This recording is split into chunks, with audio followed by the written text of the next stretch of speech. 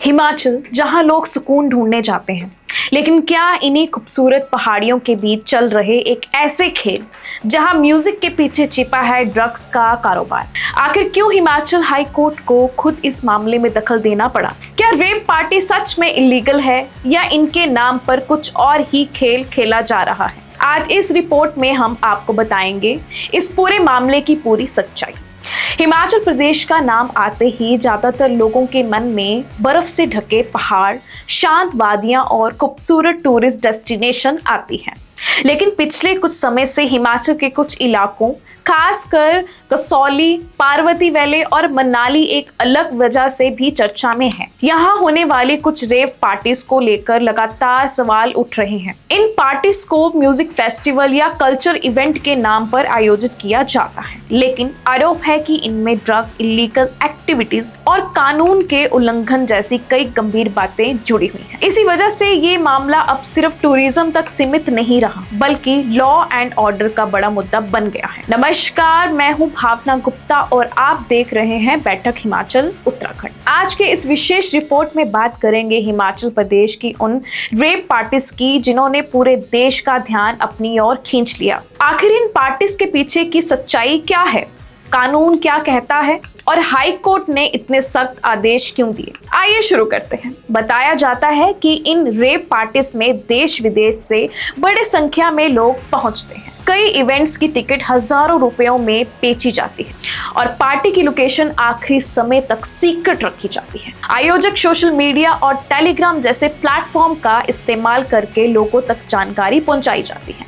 आरोप है कि इन पार्टीज में इलेक्ट्रॉनिक म्यूजिक के साथ साथ ड्रग्स का इस्तेमाल भी होता है।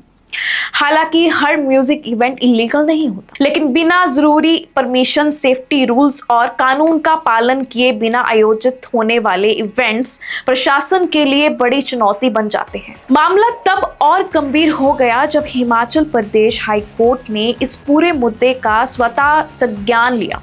कोर्ट ने पूछा कि अगर इतने बड़े स्तर पर हजारों लोगों की पार्टी हो रही थी तो स्थानीय प्रशासन को इसकी जानकारी कैसे नहीं थी। कोर्ट ने ये भी जानना चाहा कि क्या इन आयोजनाओं के लिए सही तरीके से परमिशन दी गई थी और क्या वह कानून का पूरी तरह पालन किया जा रहा था। इसके बाद प्रशासन, पुलिस और कई अधिकारियों से जवाब मांगा गया। कोर्ट की जांच के दौरान सामने आई रिपोर्ट्स में कई चौंकाने वाली बातें सामने आई हैं। निरीक्षण के दौरान ऐसे स्थान मिले जहां बड़ी संख्या में कैंपिंग टेंट्स लगाए गए थे। वहीं लिक्विड की बॉटल्स, रोलिंग पेपर और दूसरे ऐसे सामान मिलने की बात भी सामने आई जो जांच एजेंसियों के लिए चिंता का विषय बनी। पुलिस ने कार्रवाई के दौरान कुछ लोगों को ड्रग के साथ गिरफ्तार भी किया। एक विदेश डीजे की संदिग्ध ड्रग ओवरडोज से मौत की खबर ने इस मामले को और ज्यादा गंभीर बना दिया।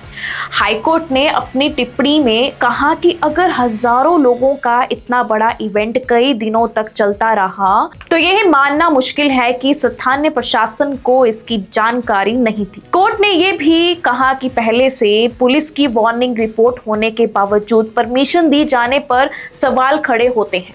इसी कारण कोर्ट ने संबंधित अधिकारियों के खिलाफ डिपार्टमेंट एक्शन फायर दर्ज करना और स्पेशल इन्वेस्टिगेशन टीम यानी SIT बनाने के निर्देशन दिए। साथ ही कुछ वरिष्ठ अधिकारियों के ट्रांसफर का भी आदेश दिया गया ताकि निष्पक्ष जांच हो सके। विशेषज्ञों का मानना है कि हिमाचल का टूरिज्म राज्य की अर्थव्यवस्था के लिए बेहद जरूरी है, लेकिन अगर टूरिज्म के नाम पे ऐसे इलीगल इवेंट आयोजित होंगे तो इससे राज्य की छवि भी खराब होगी और स्थानीय लोगों की सुरक्षा भी प्रभावित होगी। कई स्थानीय लोगों का कहना है कि उन्हें देर रात तेज म्यूजिक, नशे में घूमते लोगों और कानून व्यवस्था की समस्या का सामना करना पड़ता है।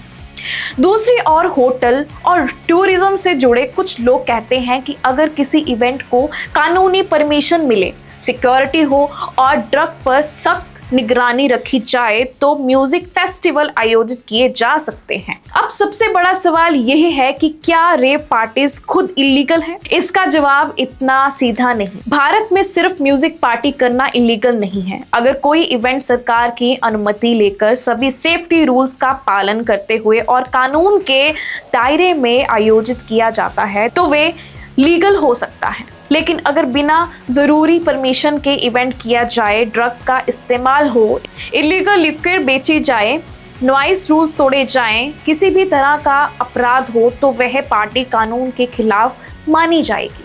इसीलिए असली समस्या सिर्फ रेव पार्टी नहीं बल्कि उसके साथ होने वाली इल्लीगल एक्टिविटीज है। हिमाचल प्रदेश हाईकोर्ट ने भी अपने आदेशों में यह संदेश दिया है कि टूरिज्म के नाम पर किसी भी तरह की गैर कानूनी गतिविधियां बर्दाश्त नहीं की जाएंगी। कोर्ट ने सिर्फ कहा कि अगर हजारों लोगों का कमर्शियल इवेंट आयोजित किया जा रहा है तो प्रशासन की जिम्मेदारी है कि वे हर नियम का पालन सुनिश्चित करें। अगर अधिकारियों की लापरवाही या मिलीभगत सामने आती है तो उनके खिलाफ भी कार्रवाई होनी चाहिए। इसी सोच के साथ कोर्ट ने एसआईटी जांच, एफआईआर और अधिकारियों पर डिपार्टमेंटल एक्शन के निर्देश दिए। इस पूरे मामले ने एक और बहस शुरू कर दी है। कुछ लोगों का कहना है कि सख्त कार्रवाई जरूरी है ताकि ड्रग्स नेटवर्क पर रोक लगाई जा सके। वहीं कुछ लोगों का मानना है कि हर म्यूजिक फेस्टिवल को गलत नजर से नहीं देखा जाना चाहिए। उनका कहना है कि legal events, proper security, drug checking और मजबूत निगरानी के साथ टूरिज्म को बढ़ावा दिया जा सकता है। यानी जरूरत है सही नियमों और उनके सख्त पालन की। आज हिमाचल के सामने सबसे बड़ी चुनौती यही है कि वह अपनी प्राकृतिक खूबसूरती, टूरिज्म और स्थानीय संस्कृति को सुरक्षित रखते हुए इलीगल ड्रग नेटवर्क और गैर कानूनी रेप पार्टीज पर प्रभावी रोक लगाई। आने वाले समय में एसआईटी की जांच, पुलिस इन्वेस्टिगेशन और कोर्ट की निगरानी से यह साफ होगा कि इस पूरे मामले में किसकी जिम्मेदारी थी और किन लोगों ने कानून का उल्लंघन किया। फिलहाल इतना तय है कि यह मामला केवल एक पार्टी का नहीं बल्कि कानून, प्रशासन, टूरिज्म और समाज से जुड़ा एक बड़ा मुद्दा बन चुका है।